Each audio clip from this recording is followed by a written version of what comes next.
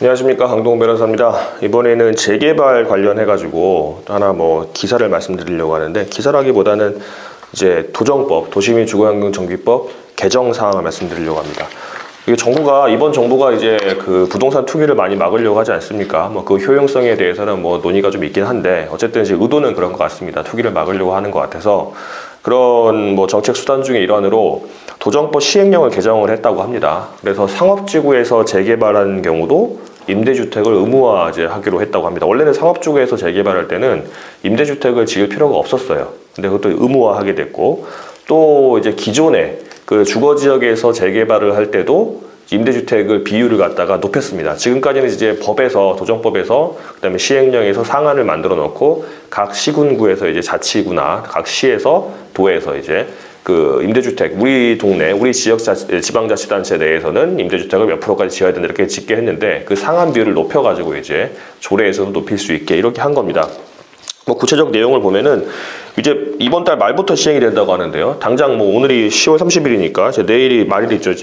오늘 10월 31일인가요? 이제 오늘부터 이제 시행되는 거죠. 그래서 그 시행령이 개정이 되는데, 현행 임대주택 의무 비율이 15%인데 이걸 30%까지 이제 상향 조정을 했고요. 상업지구 재개발 같은 경우도 이제 임대주택을 의무로 지을 수 있게 짓게 했습니다. 그래서 이게 지금 서울시 같은 경우는 그 상업지역에 주택을 지을 수 있는 비율이 원래 50% 정도였거든요. 근데 이거를 이제 워낙 이제 도시 공동화가 되고, 또 강남이나 광화문이나 여의도 등 이제 핵심 지역이 아닌 곳에서는 상업 지역이 이제 공동화되는 경우가 있어가지고 주택을 좀 많이 지을 수 있게 해서 상권을 활성화시키자 취지로 90%까지도 주택을 짓게 했었는데요. 그렇게 되면 사실상 주거지역이나 마찬가지죠. 그래서 그것도 좀 염두에 둔 것 같습니다. 그래서 이런 지역도 아무리 상업지역이라도 주택을 많이 지을 수 있으니까 그럼 사실상 주거지역의 재개발과 같지 않냐. 그래서 이제 임대주택을 지을 의무를 이제 부여를 한 거고, 그 상한도 15%에서 30%로 올라갔습니다. 그래서 요걸 재개발을 이제 시행하는 이제 주체에서는 요걸 이제 염두에 두고 하셔야 될 것 같고, 다만 이게 이제 위헌 논란이 많이 가는 게 재산권의 제약이 가는 거잖아요. 이제 법적으로 재산권의 제한과 침해는 다릅니다. 이거 헌법상 개념인데, 제한은 재산권을 이제 조정할 수 있다는 거. 왜냐하면 내가 예를 들어서 제가 종이를 가지고 있다. 이 종이로 다른 사람을 돌돌 말아서 때릴 수도 있고, 아니면 이거 찢어서 마음대로 버릴 수도 있고, 그러면 제 재산권의 행사라고 할 수 있는데, 그러면 다른 사람한테 피해를 주잖아요. 그러니까 그걸 제한을 둘 수는 있는 겁니다. 이제 헌법에도 나와 있고요.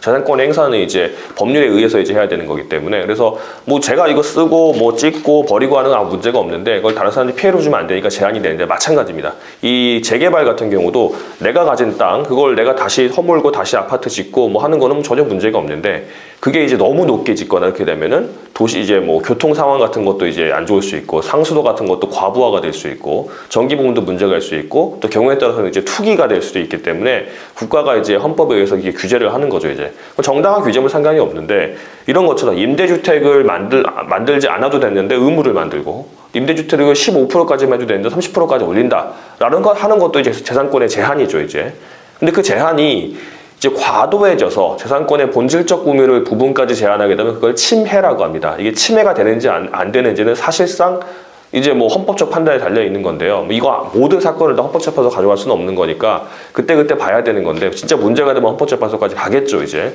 근데 제가 볼 때 조금 이제 제한이 침해 여지가 있을 수도 있을 것 같습니다. 그래서 이거를 그냥 마냥 갑자기 2배로 늘리고, 또 상업지구 같은 경우도 원래는 임대주택 없었는데 갑자기 생기고, 근데 그거를 법으로도 하지 않고 시행령으로 바꾼다. 그 법률은 국회에서 법을 통과해야 되는 건데, 시행령은 국토교통부에서 그냥 이제 올리고 국무회에서 이제 땅땅땅 하기만 하면 이제 대통령령으로 바뀌게 되는 거거든요.